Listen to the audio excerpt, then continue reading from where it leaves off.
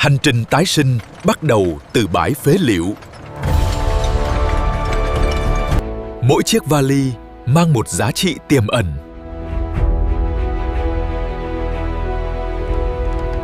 Tất cả sẽ được phân loại cẩn thận.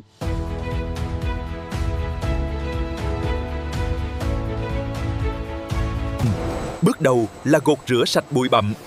Gột rửa sạch bụi bặm.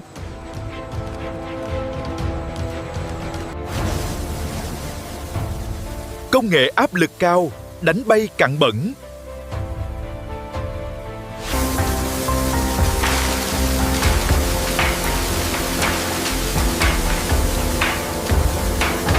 Mọi ngóc ngách đều được làm sạch.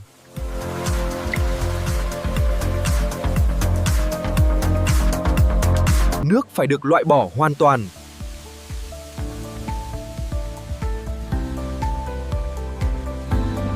Cấu trúc cũ chính thức bị phá vỡ.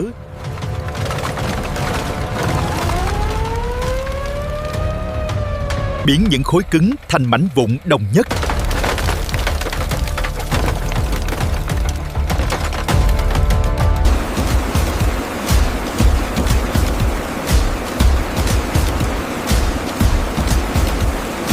Tạp chất kim loại được loại bỏ hoàn toàn.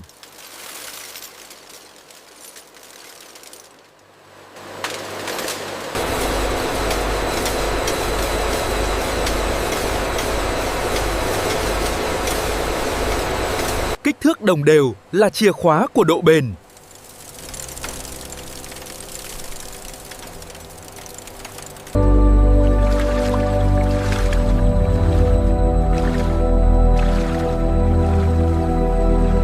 Nhựa tinh khiết nổi lên, sẵn sàng bước sang giai đoạn mới.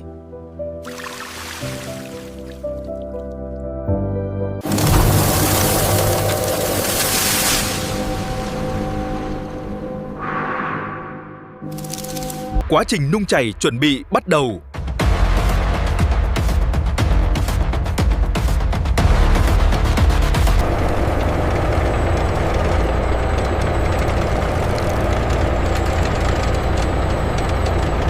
Dung nham nhựa mang trong mình sức mạnh mới.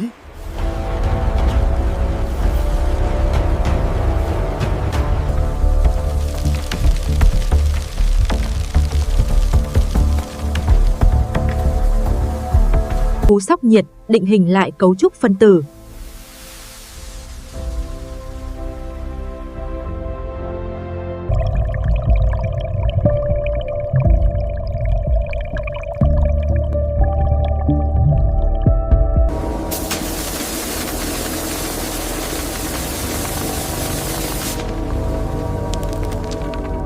Đưa mọi thứ về nguyên bản trắng tinh khôi.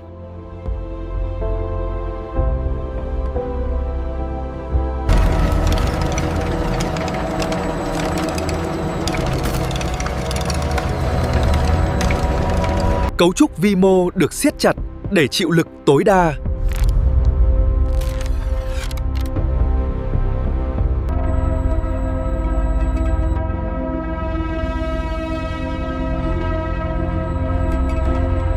Khóa chặt hình dáng vĩnh viễn.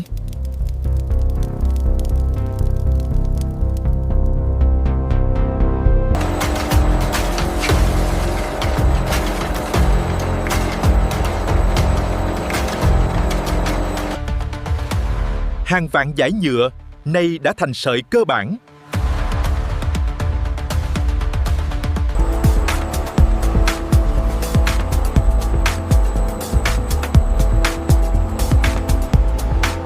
Đoàn kết tạo nên sức mạnh vô địch.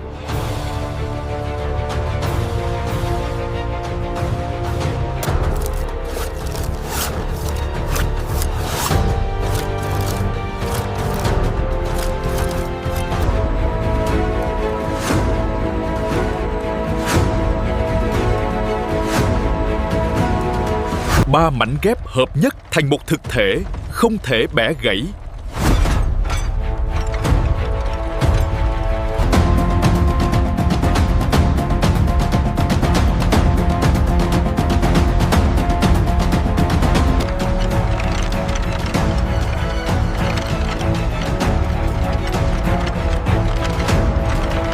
Sản phẩm hoàn hảo ra đời.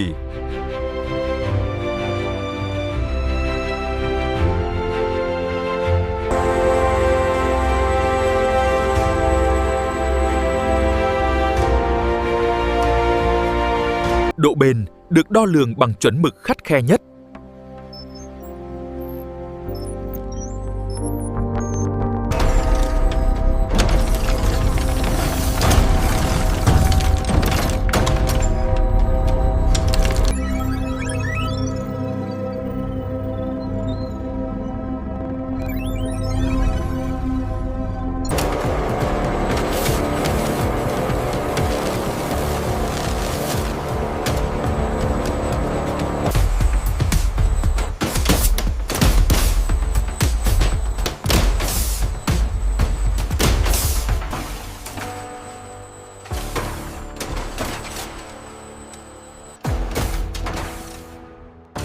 Sẵn sàng cho mọi điền kiền khắc nghiệt.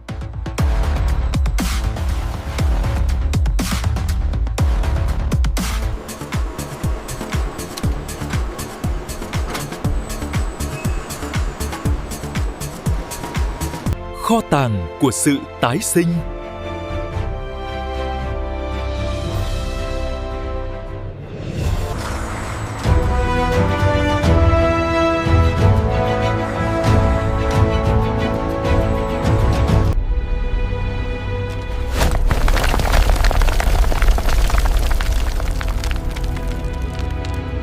Sứ mệnh mới nay đã bắt đầu.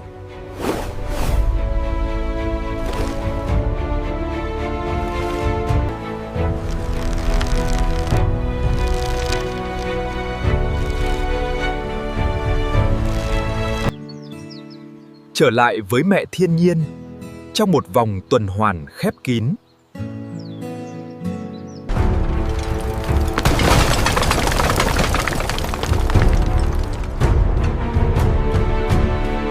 Và mỗi ngày, vòng lặp đó không bao giờ dừng lại.